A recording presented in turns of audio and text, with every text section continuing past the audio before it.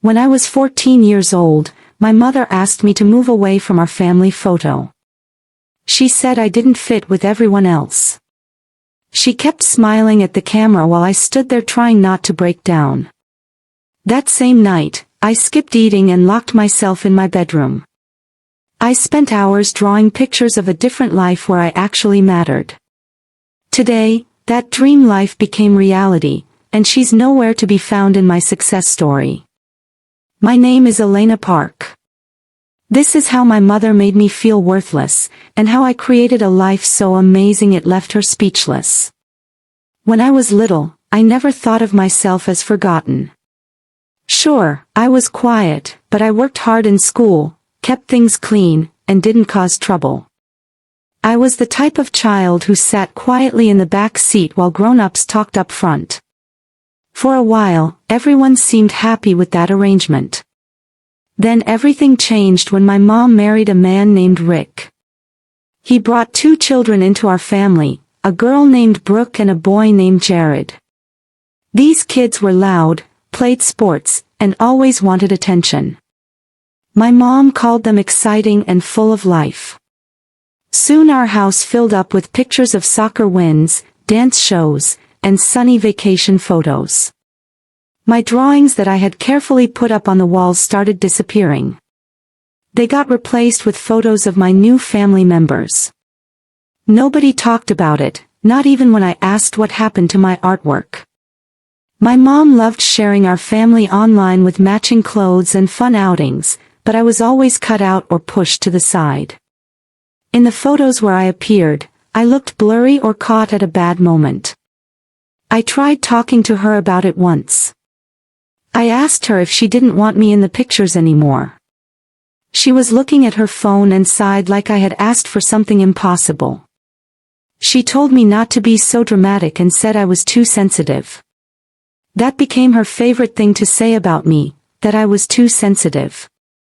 Like my hurt feelings were something wrong with me. Like I should just be grateful to exist quietly in the background. After that conversation, I stopped asking questions. The holidays were the hardest times. Rick's children got expensive gifts like new bikes and tablets. I got basic things like socks or school supplies. One Christmas morning, they opened matching winter jackets while I got a notebook with my name spelled wrong on it. My mom smiled and said I must like drawing since that's what I always did. I wanted to disappear completely. The worst part wasn't getting cheap gifts. It was how she acted like everything was normal. Like I was just being ungrateful for not getting excited about a discount notebook while everyone else opened their second round of expensive presents. But one person did notice what was happening. My grandmother lived in a nearby town in a small house with wind chimes hanging outside. Her name was June, and she had gray streaks in her hair. She always smelled like cinnamon tea. She called me by a nickname and said I had my grandfather's hands, strong and steady, perfect for making things. She never asked me to explain my feelings. She just saw me for who I was, and that was enough. When things got really bad at home, I started spending weekends at my grandmother's house. My mom didn't mind at all. Actually, she seemed relieved to have one less person to worry about in her perfect life. At my grandmother's house, I could finally breathe. She noticed that I was always drawing faces, buildings, and clothing designs. She asked if I had ever thought about graphic design as a career. I told her I didn't even know what that meant. The next week, she signed me up for a free weekend class at our local library. Then she signed me up for another one, and another one. One night while we watched old movies together, she told me something I'll never forget. She said not to let anyone make my world smaller, and that I was bigger than they wanted me to believe. My mom never asked where I was going or what I was learning. If she ever noticed I was getting better at design, she never said anything about it.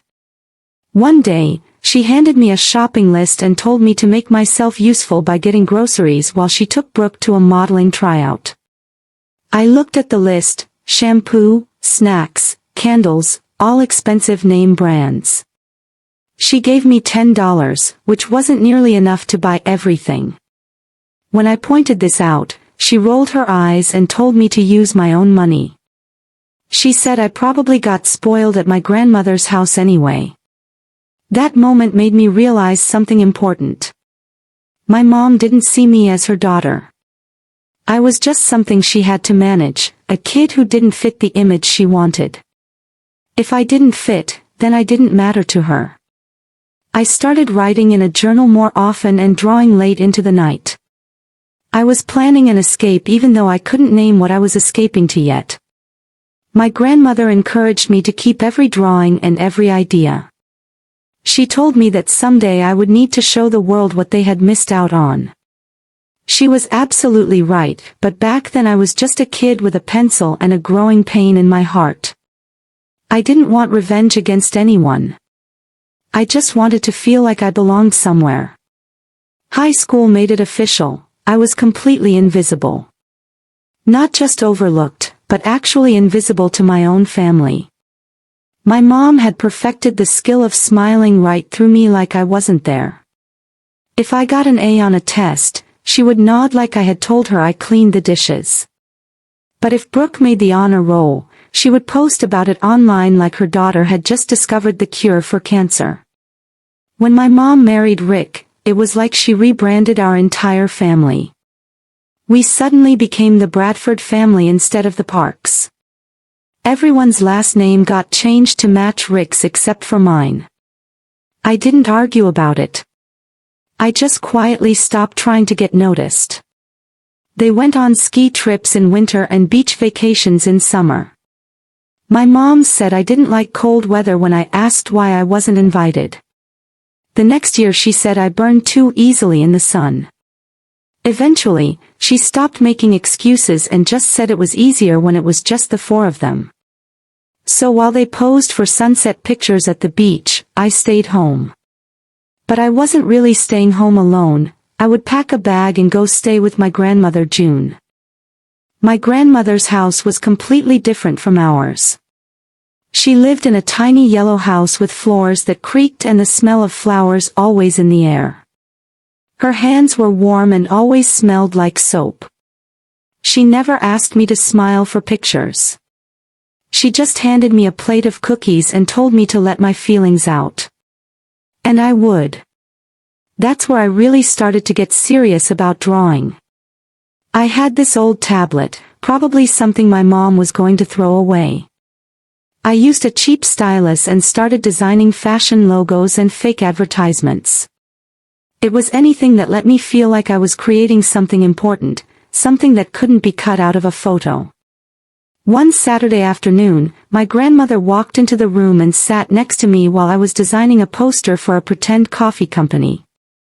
She looked at it quietly, then asked if I had ever thought about doing this kind of work for real. I just shrugged and said it was something I enjoyed doing. She didn't push me to talk more about it. She just said to keep everything I made because we would need it later. That's how it all started. Every weekend, I brought my digital drawings to my grandmother's house. She would print them out, put them in plastic sleeves, and organize them in a big leather folder she called my book of amazing work. I thought it was silly at first, but later it became everything to me. During my third year of high school, my grandmother signed me up for a digital design class at the community center downtown. My mom had said no because it was too expensive, even though she had just spent $400 on a limited edition purse for Brooke's birthday. My grandmother paid for the class herself and even arranged rides for me so my mom wouldn't find out. I think she always knew I would need a way to escape. One afternoon, she proved that she understood exactly what I needed. I was sitting at her kitchen table talking about how my school counselor said I could try applying to art colleges if I built a proper portfolio. I was excited but trying not to hope too much. My mom had already laughed when I mentioned college at home. She said design wasn't a real job. My grandmother didn't laugh at all. She got up and walked to her bedroom. I heard her opening drawers and moving things around. When she came back, she was holding a sealed envelope. She slid it across the table to me and explained that my grandfather had set up a trust fund for education.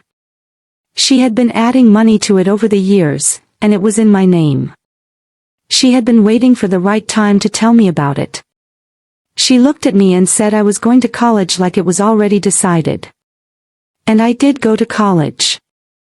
I applied to 6 schools, got accepted to 3, and received a full scholarship to a top visual design program at a private university 3 states away. The acceptance letter came in a thick, shiny envelope that my mom never even bothered to open. She didn't notice it in the mail pile. I left the day after high school graduation. There was no party or photos, just my grandmother and me packing up my cheap suitcase and loading it onto a bus. College was the first place I ever felt like a real person. My roommate was loud and chaotic and loved everything I created. She showed my designs to her friend who worked at a local clothing store, and just like that, I got my first paid job designing their seasonal catalog. After that, opportunities came quickly. A local advertising agency hired me part-time, then a brand consulting company offered me a summer internship. I stayed up late, worked weekends, and built up my resume while my mom posted filtered brunch photos online with captions about family being first. I didn't say anything to anyone about my success. 4 years later, I graduated with top honors. I had job offers lined up before I even walked across the stage. One of those offers came from a marketing company known for launching big names in fashion and lifestyle. Their executive director had seen my student work at a national conference and emailed me directly. He wrote that my eye for storytelling was rare and that he wanted to talk. I didn't tell my mom about any of this. She thought I was working at a coffee shop. Instead, I quietly moved into a small apartment near the company and started building something no one could take away from me. The years went by quickly. I climbed from junior designer to art director to lead creative strategist by age 27. I bought my own apartment, took my grandmother to Paris for her birthday, paid off her house, and got a dog who wore little boots in winter. My mom kept posting family selfies with Brooke and Jared, still pretending I didn't exist. Then everything changed completely. It was a Thursday morning when I got the call that would change everything. I was sitting in the break room drinking coffee and working on a presentation when my assistant knocked on the door. A morning TV show had confirmed that they wanted to feature me as part of their Young Visionaries segment. I almost dropped my coffee cup. The show aired the following Monday. It was a cozy set with smiling hosts, and me talking about creative storytelling, brand identity, and my journey from unseen teenager to industry leader. They even showed some of my early sketches from college that my grandmother had saved. The comments flooded in online, people calling my story inspiring and asking where I had been hiding all this talent. My mom found out the same way everyone else did. She was hosting a brunch for Jared's new real estate license when my face appeared on the television. I wasn't there to see her reaction, but I can imagine her fork stopping halfway to her mouth. I imagine Brooke staring in shock. Suddenly I wasn't invisible anymore. I was everywhere, magazine features, professional spotlights, a campaign billboard in Times Square. The girl she told to stay out of the picture had just become the face of an entire creative revolution. 3 days after the morning show aired, I got a message from her. It said she was turning 50 next month and they were having a nice brunch at an exclusive restaurant. She told me to be there at 11 sharp and not to embarrass her. There was no asking how I was doing or saying she was proud of me. Just a demand with a little insult included, like always. I almost deleted the message, but instead I laughed. Not out of meanness, just amazement. 13 years of silence, and this was her big comeback, a brunch invitation that sounded like a royal command. That night over tea in my grandmother's kitchen, I told her about the message. She didn't say much, just raised an eyebrow and asked what I was planning to bring as a gift. I smiled and pulled out a small envelope. Inside was a certificate for an all-inclusive luxury spa retreat in the Swiss Alps, private chef, mountain view suite, personal driver. It cost thousands of dollars.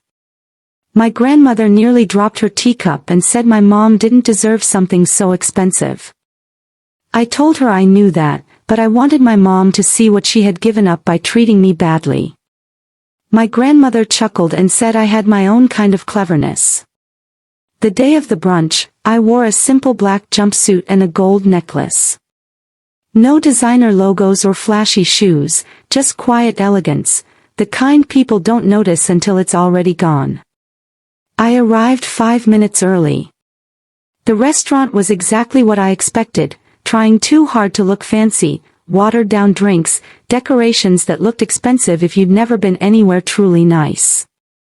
The hostess led me to the private garden room where everyone was already seated. Brooke, Jared, Rick, and a dozen people I hadn't seen since I was a teenager were all there. My mom sat at the head of the table wearing gold sequins and radiating self-importance. When she saw me, she blinked like I was a ghost and said she was surprised I actually came. She added that I could have dressed up more for the occasion. I just nodded and took a seat at the far end of the table. The brunch played out like a cheap drama show. Brooke gave my mom a personalized jewelry box, and Jared handed over a designer bag with her initials on it. Each gift was met with fake tears and exaggerated gratitude. Then it was my turn. I reached into my purse and placed a small, neatly wrapped box in front of her without any fanfare or speech. My mom stared at it with narrow eyes and said it better not be one of those minimalist gifts people post about online. She complained about me showing up in basic clothes, taking a taxi there, and now giving what she assumed was a cheap gift. She didn't even open the box, just pushed it back across the table toward me. She said I always had a talent for disappointment. The room went completely quiet, and even Brooke looked uncomfortable. I picked up the box, brushed off a crumb, and said calmly that it was a certificate for a luxury retreat in Switzerland, the kind of place where people go to escape from all the noise. Her face went pale and she accused me of lying. I told her I was going to give it to her, but now I realized she didn't want me, she just wanted what I could give her. She always had. I stood up, straightened my jacket, and gave her one last look. I reminded her that she had told me to stay out of the picture, so I did. But I didn't disappear, I just got better at everything. Then I walked out. No one followed me. My taxi was waiting outside, and as we drove away, I saw my mom rush to the front entrance with her phone in her hand. She was already trying to call me, but I didn't answer. For the next 2 weeks, the messages kept coming. She wanted to talk, said I had overreacted, that we were still family. She mentioned that Brooke needed help with branding and maybe we could work together. She said they were redoing their kitchen and could use a creative eye. Each message was more obvious than the last about what she really wanted. I blocked her on everything, but she found ways around it. She even showed up at my grandmother's house with fake tears and demands. My grandmother calmly told her to leave and said she had given up her daughter years ago, so she shouldn't act surprised that I didn't want her now. That night, I sat on my grandmother's porch watching the city lights blink through the trees. Then I pulled out the Swiss retreat certificate and smiled. I told my grandmother I had changed the name on it, it was hers now. I said she had always wanted to see the Alps.